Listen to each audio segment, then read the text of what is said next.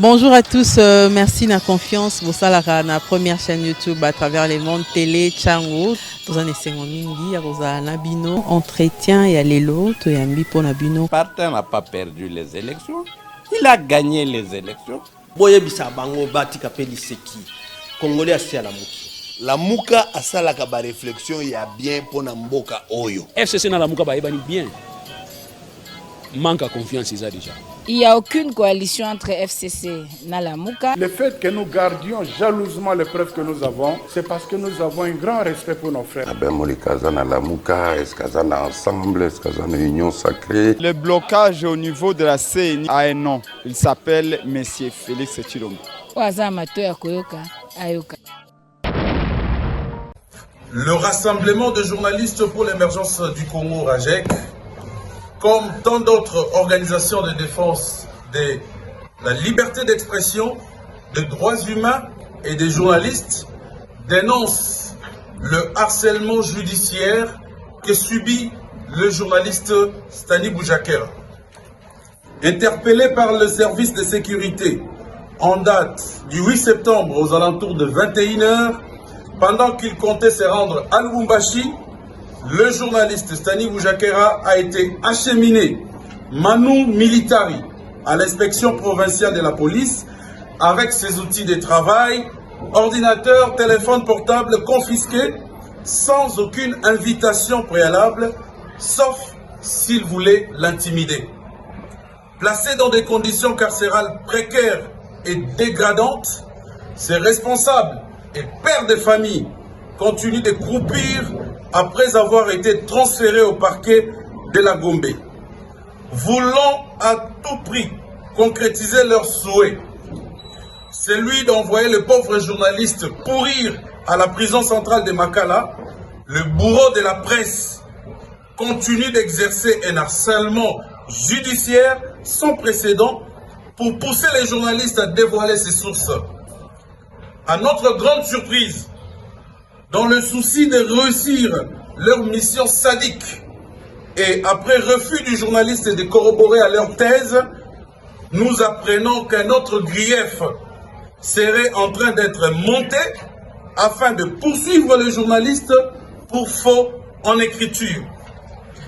Il s'agit là des manœuvres tendant à aggraver les cas de Boujakera et à criminaliser le travail des journalistes. Dans ces entrefaits, nous apprenons depuis l'arrestation de Boujakera que ceux qui ont saisi ces outils de travail ont tenté à plusieurs reprises de supprimer et de désactiver son compte Twitter pour des objectifs et des raisons inavouées.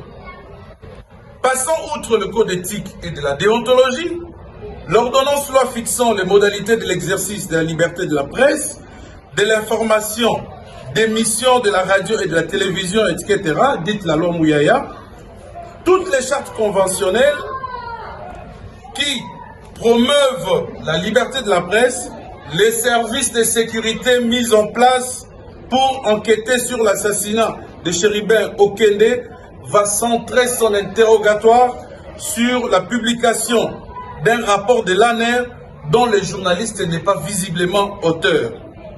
Pour nous, RAJEC, cette affaire infligée à cet infatigable chasseur d'informations, Boujakera, qui n'hésite pas à abandonner épouse et enfants, est une tragique illustration de la chasse aux sorcières lancée contre les journalistes que nous sommes. Des objectifs et des raisons inavouées.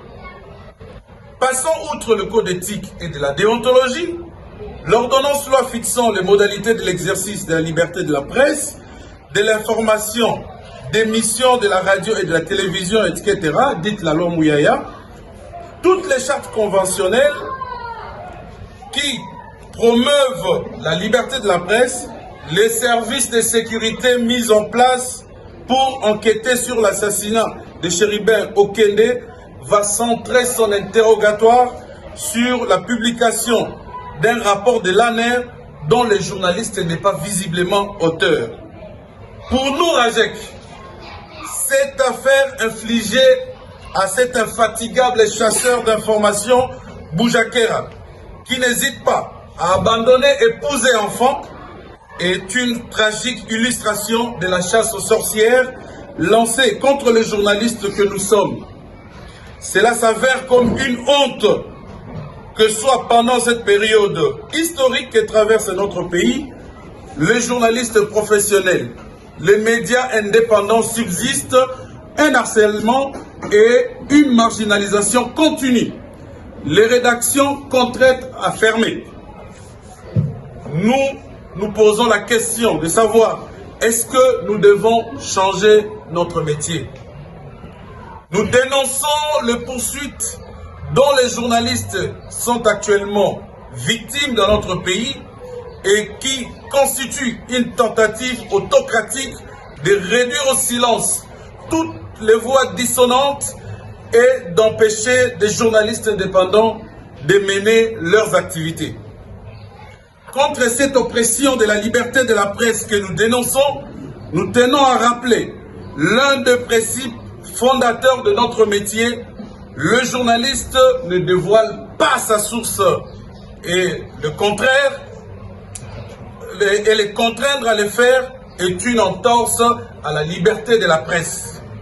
Le RAJEC exige la libération sans condition du journaliste Stani Boujakera qui n'a violé aucune disposition déontologique ni légale.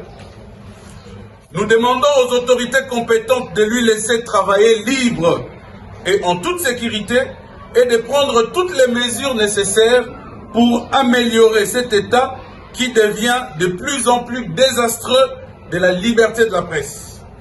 Nous appelons les organisations, les organismes de défense et de promotion des droits de l'homme, de la liberté de la presse, nationaux et internationaux, de maintenir la pression sans relâche jusqu'à la libération de Stani Boujakera.